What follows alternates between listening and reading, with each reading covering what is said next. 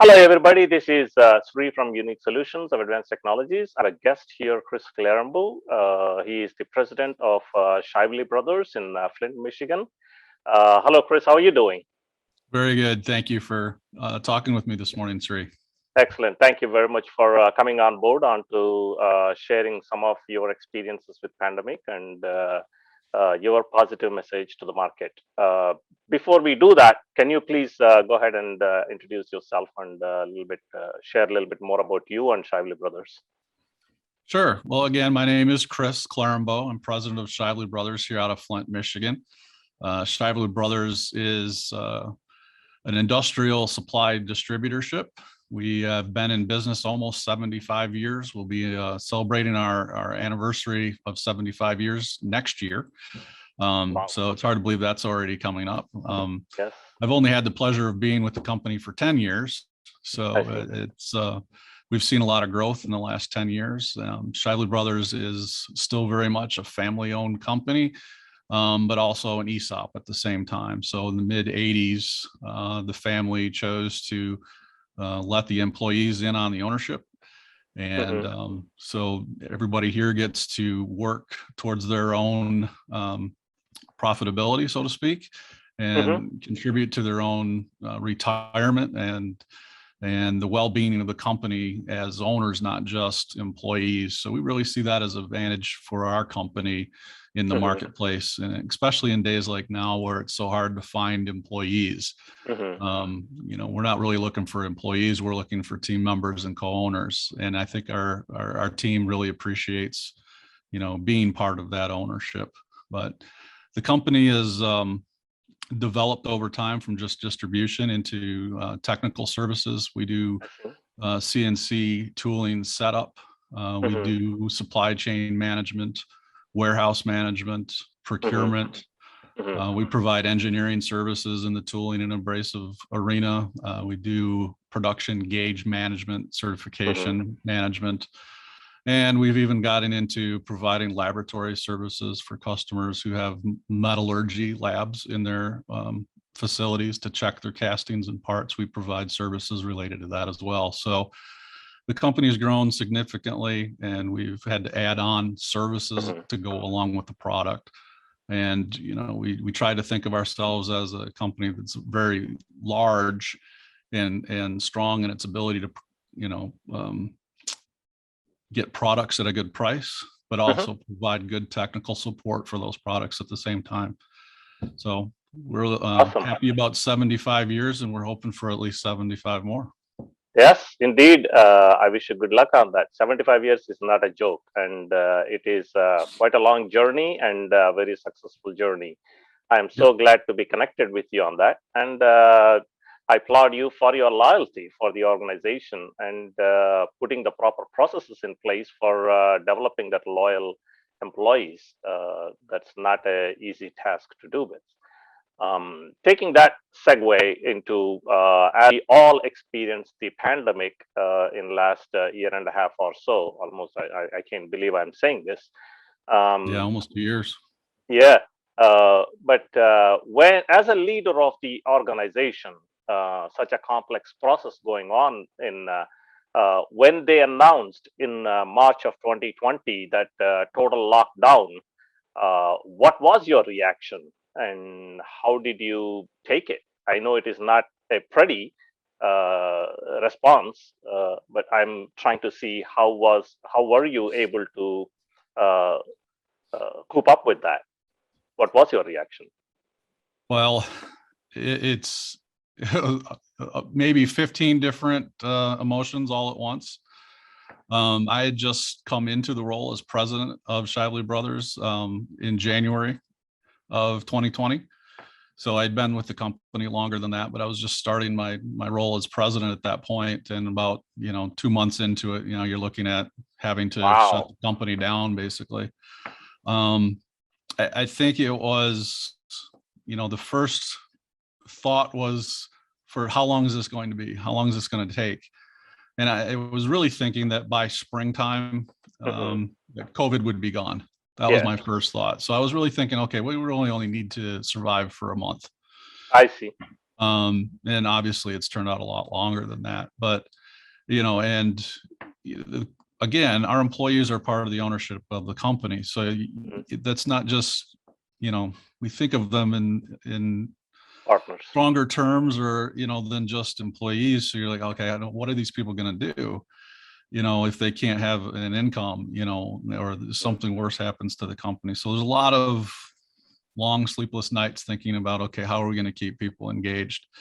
But, you know, we took, you know, what was a bad situation and tried to make the best of it. And we were able to financially keep everyone employed and engaged. They weren't doing their normal work. So we took that opportunity to really focus on two things. One was our employee training and onboarding processes. And we developed over the COVID shutdown somewhere in the neighborhood of 75 to 100 training courses that we put into an online internal catalog for training new employees when they come in. I had mentioned that we've had very rapid growth in the company over the last 10 years, and that amount of growth in that short period of time, you know, you sort of focused on just getting the work done each day.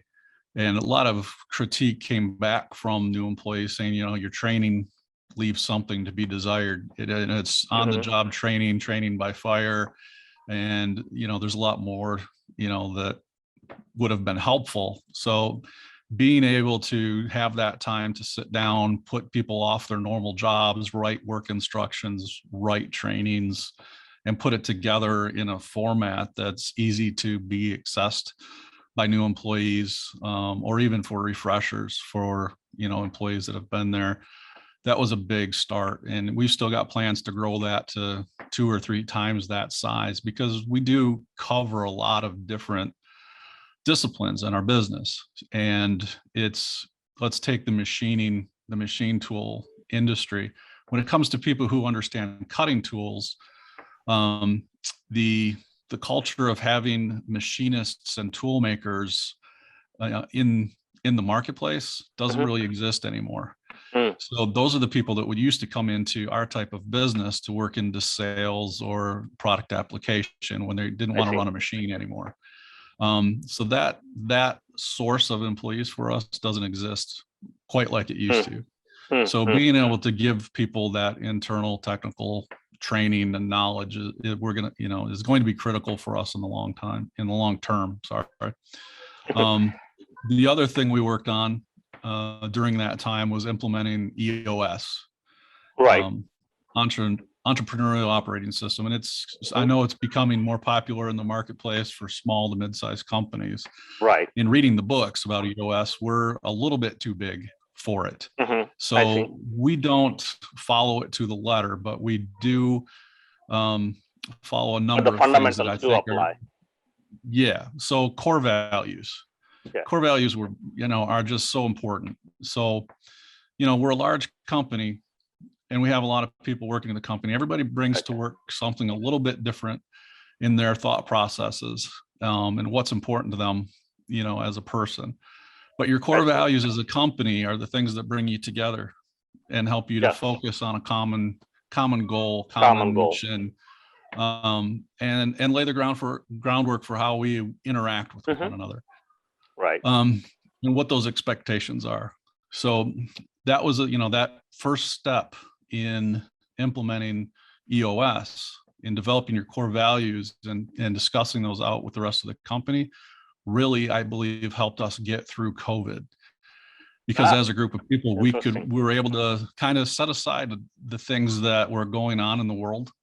And I don't want to say set aside, not think about them, because they're all of importance. So continuing on through the summer of 2020. Very important things going on in the world, and we all have our own thoughts on those. But we know when we're at work, we've got our core values that bring us together. And that's our focus and a mission to say, okay, we're here for these purposes right now. And it's okay to have different opinions on things that are outside of those core values. But when we're here, we're focusing on those. So that was just a really important part of what we did. The organizational parts of EOS, as far as how we run our meetings, I think are also really important. The discipline that comes to a business meeting, when you have 20 people in a meeting all at once, you're spending a lot of money. You do, right, on that a lot of time, and we want to productivity make hours. sure that it's effective. Uh-huh. And that structure of running a meeting within EOS really brought focus to our meetings and I see. helped us really keep an eye on what was open, what needed to be done and when it needed to be done. And so basically, you are actually giving me an answer to my second question. Sure. What was the second one? That's funny. Thank you very much. But hearing from you on the first few minutes that you mentioned, that I can clearly see that you are quite an optimistic leader. That when you hear the whole total shutdown of the country, you thought, okay, within a month we will be back to normal. That's quite a lot of optimism. I applaud you for that. Now, the second question I was going to ask you is, of all the challenges that you've been through in the pandemic, what did you took as an opportunity? And which you have mentioned several things that you took as an opportunity to grow, opposed to taking this a punch in the stomach and falling on the floor, right? So what more have you done by taking that challenges into an opportunity? I would love to hear that. Yeah, well, Sri, I guarantee you no one else that knows me will ever accuse me of being an optimist, but I appreciate the characterization. No, I don't think I'm a pessimist either. I think I try to be an opportunist. Yeah, there you go. Like I said, I didn't know or didn't necessarily have the optimism that 2020 was going to be a gigantic profitable year for us. Sure. What I did look for was, what are the opportunities? What can we do with what we have? And again, so what 2020 gave us was an opportunity to have time to work on projects that we would not have otherwise had. So I guess a more pessimistic approach would have been, oh no, let's just shutter the doors, lay everyone off, and come back when things are back to business. So I guess, okay, I'll take the optimism in that, but I think it was more of, being opportunistic in a good way. Sure. Say, okay, here's the opportunity. We have an opportunity to work on our training. We have the opportunity to implement EOS. We have an opportunity to regroup internally and talk about what we want to be when things do come back to whatever normal turns into. Whenever that is, because we still haven't got there. Right. Sure. Yeah. No, I mean, it is not as bad as it was in the very early on 2020, March, April, May, June. But things have progressed and improved positively in my observation. But there's a long way to go to get relieved from the scar of this pandemic in the society. So taking that as a segue, as a business leader in the marketplace, you would see the new entrepreneurs coming into the business and environment and wanted to start their own projects and their own businesses and all, right? So a lot of young entrepreneurs, those who wanted to start, were gun shy by the total shutdown, right? So as a leader of the business organization, what would you suggest to this young entrepreneurs who are gun shy about this pandemic shutdown and sitting on the fence? Do I wanted to start a business, or I just give it up, my dream, and then go back to work for somebody else? What would you suggest to those young entrepreneurs? Well, I do need to qualify my response a little bit in noting that I have always been an employee. I didn't start Shively Brothers. I didn't start the companies I've worked for in the past. I've worked up through the ranks and got to where I am today. But again, I think it's to someone who's looking to start a business right now. I think was the phrase we heard recently. it's never a perfect time to start a business. So Mm-hmm. therefore it's always the perfect time to start a business. Sure. And the other thing that I always think of is when there's chaos, there's opportunity. And I think that Mm-hmm. what came out of Sun Tzu, Mm-hmm. out of war. So certainly there's chaos, right, Mm-hmm. in our market right now, in whatever market you want to look at. So there's opportunity, and keep your eyes open and keep your Mm-hmm. head on a swivel and constantly be looking for that opportunity. So there's always, I think, the two paths of entrepreneurs, right? There's that person who has the new idea, Mm-hmm. the new product, something that Mm-hmm. no one's ever seen before and wants to get Mm-hmm. into the market. Or there's someone who thinks they can do something that's already done today, but they can do it better, cheaper, faster. Sure. Those opportunities are all still there. Right. So just because COVID is out there, the opportunities haven't changed. Good. The opportunities are there. They might look different. They might be Mm-hmm. something that you haven't thought about in the past. Yeah. I mean, I don't know how many companies I've talked to that, did something different, and through the course of the pandemic, they started selling hand sanitizer or face masks or Mm-hmm. whatever. They were able to see Mm-hmm. that opportunity and go into that.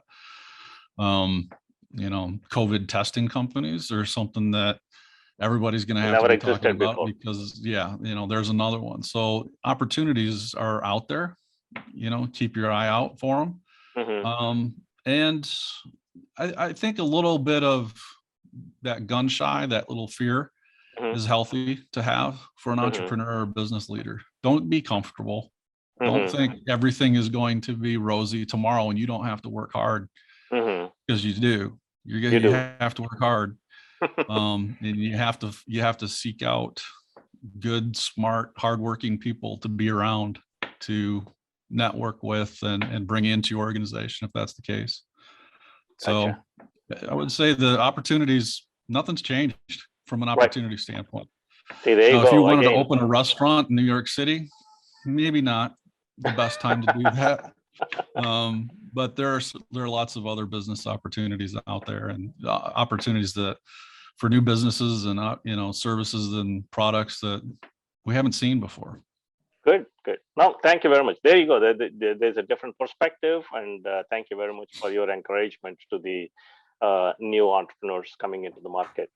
So, as a business leader, as you said, you have not started the business, but however, you are a leader for such a wonderful organization, right? Now there is other leaders in the market, fellow leaders in the market. Some of them are pretty positive. Some of them are really still having a challenge to accept where we stand. So, what is the positive message in general to the market that you wanted to share from your perspective in 2, 3 sentences? I think that there's still the opportunity out there to surround yourself with other positive people, Sure. or whatever that case is. I think that American dream, it's maybe not as popular as it once was in the terms of it, but it's still there. This is a Mm-hmm. great country. This is, if you have an idea, if you have a service, if you wanted to start a business, what other place in the world are you going to have the opportunities to do it than right here in the United States? Indeed, indeed. And sometimes it's easy to forget that, because we're not a perfect nation and there's a lot of things we can do differently and better. Mm-hmm. Mm-hmm. But it's, what better way to affect change than through business and hiring people that can help you change the world if that's what you want to do. Right. So I say the positive is this is still a great place to do business, and Excellent. let's go do it. Excellent. Very good. I am so glad that I'm talking to you. Thank you very much, Chris. Although you may not claim you are optimistic, but I hear a lot of optimism from your responses here. But I'm happy to know that you are an opportunist and practical thinker, which is always very good and positive attributes of any leader. I'm sure the team at Shively do appreciate, recognize, and second my statements here as well. I hope so. Again, thank you very much for your time today. I greatly appreciate giving me opportunity to interview you and take your message into the market. Appreciate that. And you have a Well, wonderful day. I appreciate you, Sri. It's always a little boost to morale anytime I talk with you as well. I'm glad to hear that. Thank you. Thank you.